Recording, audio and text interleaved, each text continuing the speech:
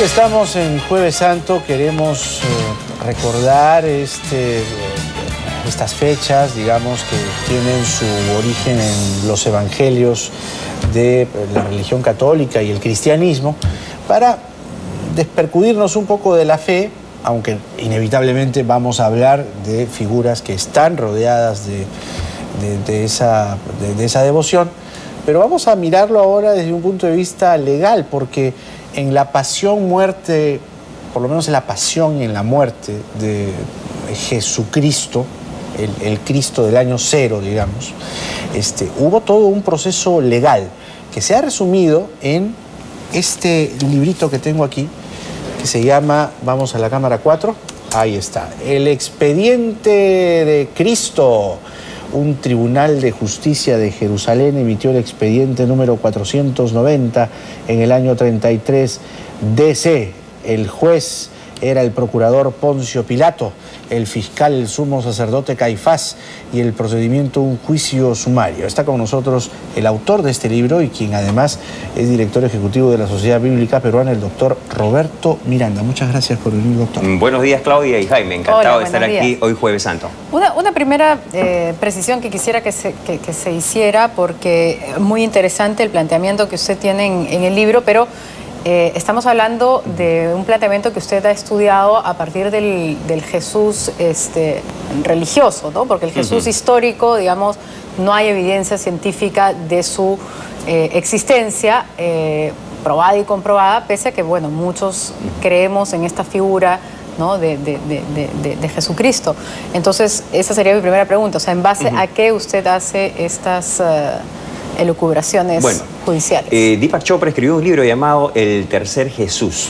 Y efectivamente, hay un Jesús histórico, un Jesús institucionalizado por la Iglesia y un Jesús espiritual. Pero con respecto al Jesús histórico, no solamente se refieren los evangelios, sino también el historiador Tito Flavio Josefo, que manifiesta la existencia de este profeta que surge en Judea, ¿no? Pero creo que es importante que también enfaticemos que el año 1961, en unas excavaciones arqueológicas que hacen en Cesarea de Filipo, encuentran en la zona del Teatro Romano una inscripción que dice Pontius Pilatus, prefecto de Judea. Es decir, ya la existencia histórica, incluso hasta de este personaje que se dudaba su existencia, o la creación de algunos evangelios con respecto a su personaje, fue acreditada como correcto. Hay una serie de restos arqueológicos que dan cuenta quizás de algunos elementos que aparecen en las escrituras, ¿no? Pero yo hablaba de la persona, de Jesús. Históricamente, pues no es algo probado por la ciencia, pero en todo caso hay suficiente información en los evangelios y desde el punto de vista religioso como para configurar este expediente que usted, de manera muy creativa y usando las leyes de hoy y las de la época entonces. Hemos tratado de contextualizar los evangelios, ¿no? Porque ahí está de alguna forma reseñado el punto de vista cristiano, ¿no? Que también es bueno atender. Entonces, en esa materia, ¿cómo fue el proceso de Jesucristo? Nosotros comenzamos a analizar desde el momento del complot o conspiración previa, desde el momento en que se puede emitir la RQ, la requisitoria. ¿Cuál es ese momento? Un colaborador eficaz al statu quo o al establishment vendría a ser Judas, porque él se acerca justamente a las autoridades de ese momento para decir el lugar, la fecha y la hora en la que puede ser entregado este peligro. Exacto, es importante advertir por qué colaborador eficaz, porque pertenecía de alguna forma a la organización que había montado este señor Jesucristo o Jesús de Nazaret con otros 12. Por supuesto. ¿No? Y que andaba por ahí cambiando las normas y diciendo y haciendo milagros, ¿no? Y además blasfemando a diestra y siniestra, porque ningún judío iba a esperar que alguien de Nazaret, un galileo, alguien que tenía un acento muy provinciano, alguien que venía del norte, ¿no es cierto? Nadie iba a esperar que él se iba a autodenominar hijo de Dios. 1. 2. Sanar enfermos, pero antes de sanar le decía, te perdono tus pecados. Tampoco el perdón de pecados era de esa manera. ¿Cómo se procedía? El perdón de pecados en la religión judía era el sacrificio de un cordero a través de un holocausto. Esa era la manera como se perdonaban los pecados. Entonces, ese lenguaje revolucionario para ese momento, además tenía ciertos aderezos. A los fariseos les decía, ustedes son sepulcros blanqueados, raza de víboras. O sea, levantaba el dedo acusador. Era un peligro político. Era una amenaza política. Y pública, para el poder, ¿no? Una amenaza pública. Para el poder, ¿no? Pero tenía una buena capacidad de convocatoria. Cuando llega a Jerusalén, y si en esa época hubiera habido una encuesta, yo creo que llevaba más de 60% de la encuesta. Más que Nadine. Más que nadie. Estaba por ahí tas con tazas, pues 60 y tantos están ahí también. Bueno, y eso lo Salvando las digo, distancias. y eso lo digo porque era el líder provinciano que se le abrían las puertas de la capital de Jerusalén, ingresa con un pollino blanco, con vítores y estribillos, y esos vítores y estribillos, el Hosana significaba libéranos de este cautiverio, libéranos de este cautiverio. Esperaban al segundo Moisés, al libertador. Entonces ahí es que Judas y un grupo de seguidores lo veían como el libertador o el líder político, aquel que los iba a liberar de ese cautiverio. Yo creo que completamente equivocados porque él había manifestado que su reino no era de este mundo, ¿no es cierto? Entonces, bueno, hacemos también un análisis de una duplicidad de procesos. Él es sometido a un juicio de carácter religioso por el delito de blasfemia, pero ya sentenciado por el Sanedrín a la muerte, es sometido también a un nuevo juicio, al juicio por sedición. Doctor Miranda, cuéntenos en qué momento Jesucristo, Jesús de Nazaret, el Galileo, se convierte en un RQ, en un requisitoriado. ¿En qué momento pierde su libertad? Interesante lo que enfatizas porque Jesús nació en Belén, pero no era Jesús de Belén, era Jesús de Nazaret, el lugar donde había sido criado. Correcto. En esa época la nacionalidad no era el lugar donde uno nacía, sino de donde había procedido su vida, digamos, su residencia. Jesús era un Galileo y en Jerusalén hay un complot, una conspiración. Los sumos sacerdotes, la casta sacerdotal, los fariseos, los saduceos, todos aquellos que eran maestros de la ley, ya sabían de esta popularidad del norteño, del Galileo. Y sabían que iba a venir a Jerusalén para la fiesta del 28 de julio. Era su Pascua judía, era su día de la liberación, ¿correcto? Y un poco lo que trato es enfatizar y contextualizar eso para que la gente sepa qué era lo que se celebraba en la Pascua, ¿no es cierto? Claro. Era el día de la independencia. Y entonces hay un acercamiento de Judas con estos líderes para ofrecer información. Para esa poner en información contexto, válida. ese momento de algarabía vendría a ser el Domingo de Ramos. El Domingo cuando, de Ramos. Jesús, El el ingreso. Galileo, ingresa a Jerusalén, ¿no? Recibido con palmas. Con Precisamente por eso ahora se mantiene Y con esta el Hosana, tradición. Hosana, que hemos dicho que es un estribillo político. Entonces, Así es. este acuerdo que hay entre Judas y estos líderes para poderlo entregar, y esto de entregar no era tan fácil saber el domicilio de Jesús, no tenía domicilio conocido. Ya. Claro, un provinciano que llega a Claro. Lima no tiene domicilio conocido. Es cierto, es cierto. Entonces, por esa razón, le dijo el día jueves, el 14 de Nisan, o sea que vendría a ser un 14 de abril, vamos a decirlo. Ese jueves, después de la cena, vamos a estar en el jardín llamado Getsemaní. De modo que ese es el lugar en donde se le puede encontrar sin ningún tipo de problema. Efectivamente, los discípulos Al que se le quedaban llama también dormidos. el Huerto de los Olivos. El Huerto de los ¿no? Olivos, y en este jardín Jesús estaba, ya sabíamos a través de los evangelios, que estaba en plena oración, sudaba sangre y todo un momento de crisis que nosotros no lo vamos a, digamos, a analizar, sino más bien analizamos el arresto. El arresto propiamente en el derecho judaico tenía que ser en casos de delito flagrante, de la perpetración inmediata de un hecho delictivo. ¿Y qué delito estaba cometiendo? En ese momento, ninguno. Ninguno, o sea, se transgrede el derecho en ese Uno, momento. dos, la diurnidad. ¿Qué aprovecharon? De día tenía que ser. Así es, aprovecharon la nocturnidad.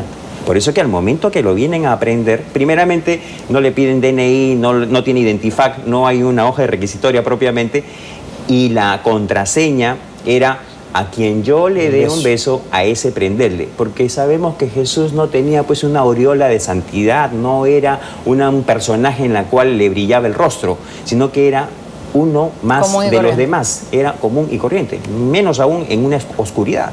Entonces, justamente esa es la señal que se da para prenderlo. Ahora no había partir de ahí- tribunal de apelaciones, evidentemente, porque con todas esas transgresiones se podría haber pensado que podría haber apelado. Su caso se puede haber llevado a la Corte Interamericana. Claro, en esta época tendríamos ya el indubio pro reo, en esta época tendríamos el principio de inocencia, presunción de inocencia, claro, y el non bis idem, que significa no dos veces, no juzgar dos veces por el mismo hecho. Y Jesús fue juzgado dos veces por el mismo hecho. O sea, se abusaron o sea, se pasaron por alto todos los procedimientos jurídicos de la época. De la época, porque hablamos de la diurnidad. Claro, no se cumplió. Claro. De la publicidad. ¿Dónde debería haber sido juzgado Jesús por el Sanedrín? En un lugar llamado el Gazit, que está dentro de la zona del templo. ¿Dónde fue juzgado Jesús? En la casa de Caifás. Cuando nosotros ahora decimos, ¿dónde debe estar este preso? En un penal. ¿Y dónde lo llevan? A la base naval. ¿No es cierto? O sea, no es donde corresponde. ¿A dónde lo llevan? A un lugar que no corresponde, que no tiene jurisdicción. Entonces, un poco eso han sido los vicios que se mostraron en ese momento. Bueno, en este libro usted hace un ejercicio muy creativo utilizando los evangelios y también el derecho de hoy, el derecho de ese entonces, y por ejemplo, hacen cosas así, ¿no? Como poner esta recreación de un periódico, como hubiera dado la noticia, ¿no? De último minuto, arrestan a Jesús, el requisitoriado, además, ¿no? Fue capturado en el jardín de Getsemaní, depositado en la carceleta. También hay uno sobre las encuestas, que lo vamos a ver más adelante. Acá está. Consulta popular, resultados, Barrabás libre, 99%, Jesús 1%. La consulta popular de Pilato, sí, muy creativa la forma de presentar esto. ¿Cómo es que llega este nazareno que había tratado de modificar las normas establecidas hasta entonces por el régimen judío, digamos, que operaba dentro de lo que era el dominio de Roma, para que llegue a la cruz? Es decir, ¿cómo finalmente se le abre el proceso? Podemos decir que de alguna manera hizo méritos, ¿no? Porque ante O de méritos. Ante un Sanedrín que lo calificaba como blasfemo, viene el interrogatorio y le dicen, así que tú eres el Hijo de Dios, y le dice, tú lo has dicho. Caifás se rasga la vestidura y dice, no hay nada más que preguntar, no hay necesidad de testigos. Ahí mismo termina el interrogatorio. Termina el interrogatorio. Pasa Herodes le hace una pregunta, le pide que haga un milagro, no contesta, guarda silencio, y entonces le dice, lo devuelvo a Pilato. Va a donde Pilato y Pilato le dice, ¿cómo no vas a decir nada a tu favor?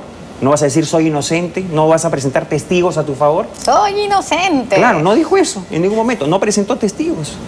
Y entonces, ante esta situación, él solamente le dice, mi reino no es de este mundo y yo he venido a dar testimonio de la verdad. Y Pilato trunca un diálogo filosófico entre Jesús y Pilato y le dice, ¿y qué cosa es la verdad? Y queda ahí.